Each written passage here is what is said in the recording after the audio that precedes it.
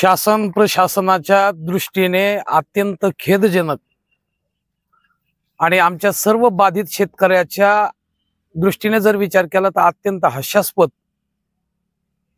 3 महिने 2 दिवस म्हणजे 92 दिवस हे अत्यंत दीर्घकालीन चाललेलं आंदोलन शासन प्रशासन वेगवेगळ्या पक्षातील सर्व आमचे लोकप्रतिनिधी इथे येऊनही गेले, परंतु आम्हाला आमचा जो न्याय आणि हक्क व्यक्ती स्वातंत्र्य खरं तर हे प्राप्त झालं असं आम्हाला काही वाटत नाही। आमची तर अशी अवस्था झालेली आहे, अनेक दुःखे सांगू किती। ह्या बाधित शेतकऱ्यांची स्थिती नसाहे पाषाण फुटती भय काप चित्ती भरलाशे, म्हणजे हे इथे आलेले 100 शेतकरी बाधित आहेत किंवा दुःखी आहेत असं काही समजू नका। आमच्या सर्व घरातले लोक जे आहेत हे अत्यंत विस्थापित झाल्यासारखं जीवन जगतात असं आम्हाला वेळोवेळी पाहायला सापडतं। कारण दीर्घकाल स्वतःचे काम धंदे वगैरे सर्व सोडायचे आणि इथे येऊन बसायचं। दुसरी गोष्ट म्हणजे आम्ही काल आम्हाला सरकारी पत्र आलं की तुम्ही या, आणि आल्याच्या नंतर मात्र आम्ही तिथे गेलेच आम्हाला कळलं की मीटिंग होणार नाही।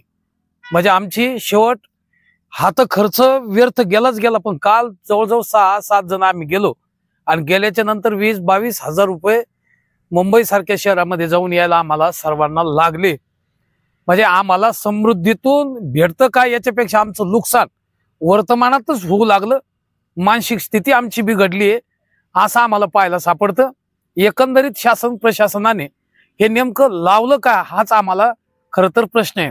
म्हणून कळकळीची मायबाप सरकार तुमच्यापर्यंत पोच होतं किंवा नाही हे आता आम्हाला आतापर्यंत काही सांगता येत नाही।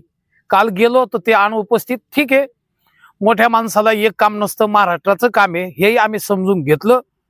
जावं लागलं, जाणं गरजेचं आहे, परंतु जात असताना आमच्या सुद्धा न्यायाची आम्ही ज्या वेळेला भीक मागतो, शेतकऱ्याच्या नावानेच आपण जर खऱ्या अर्थाने सर्व राज्य कारभार देशाचा कारभार जर चालत असेल तर त्या शेतकऱ्याकडे सुद्धा माग वक्रदृष्टीने पाहिल्यापेक्षा कासवाच्या गतीनं का व्हायना मला असं वाटतं की त्या दृष्टीने आपण पाहायला पाहिजे।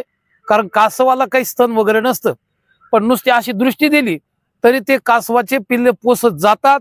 त्याप्रमाणे आम्हाला नुसतं तुम्ही वरून वरच्या दृष्टीने जरी पाहिलं आणि सांगितलं की तुमचा न्याय होणार आहे, आजच आमच्या सरांनी आता सांगितल्याप्रमाणे की खरोखरच आमच्या हिंदू धर्मनिष्ठ असलेल्या साध्वी प्रज्ञासिंह, ठीक आहे तुम्ही आज न्याय द्याला, पण 17 वर्ष त्यांना ती तुम्ही न्यायदानाच्या भूमिकेमध्ये त्या शेवटी बिचाऱ्या आमच्या एका ऋषी जीवन जगलेल्या अनेक जे लोक आहेत त्यांना शेवट 17 वर्ष निर्दोष जरी ठरल्या तरी त्या न्यायालयाच्या दृष्टीने 17 वर्ष वाट पाहावी लागली, तर त्यांना ती शिक्षाच भोगावी लागली। तशी आम्ही 3 महिने भलं तुम्ही पुढे न्याय देताल, पण हे 3-3.25 महिने गेले आम्हाला या ठिकाणी जर आंदोलन करण्याची, आणि आर्थिकदृष्ट्या आम्ही खचलो, एवढं मानसिकदृष्ट्या आम्ही या आंदोलनात खचलेलो आहे। असं असताना सुद्धा आपण न्यायदानाच्या भूमिकेत खऱ्या अर्थाने यावं। आणि मी तुम्हाला सांगू इच्छितो की जगातली स्त्री, दुसरा म्हणजे एखादा बालक, तिसरी म्हणजे आमची गोमाता, आणि चौथा म्हणजे शेतकरी। भलं यांना काही करता येणार नाही, कारण स्त्री पारतंत्र्यात असते, तिला नेहमी घरच्या दारच्या लोकांना तोंड द्यावं लागतं, ती बोलत नाही, फक्त सहन करते।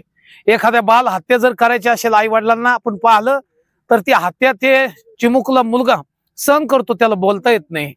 आपण त्याच्यानंतर गोमाता आहे, आपल्या दारात जर बांधली असेल तर निश्चित रूपाने चारा पाणी हा आपल्या हातात असतो, त्या गोमातेला सुद्धा काही सांगता येत नाही। आणि चौथा म्हणजे शेतकरी आहे।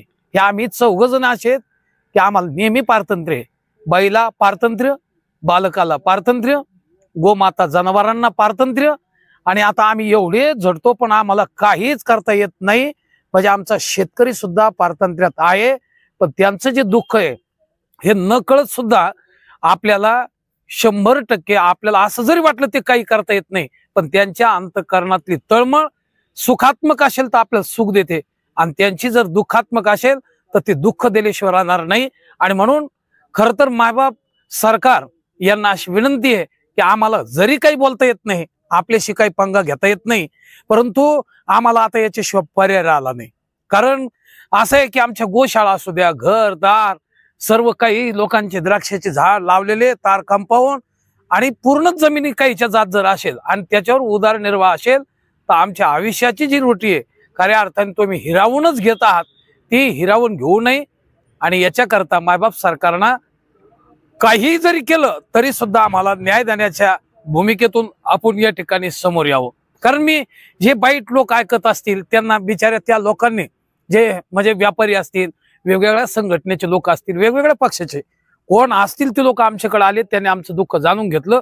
परंतु मला एक सांगा ना, पुन्हा मला एक सांगायचं याच्यातून की आम्ही एवढ्या तळमळीने जिथे येत आहेत तर प्रत्यक्ष बाधित झाल्याशिवाय ही अनुभूती येणार नाही. आणि म्हणून सर्वांना कळकळीची विनंती आहे की होईन तोपर्यंत आपण न्यायदानाच्या भूमिकेत समोर यावं.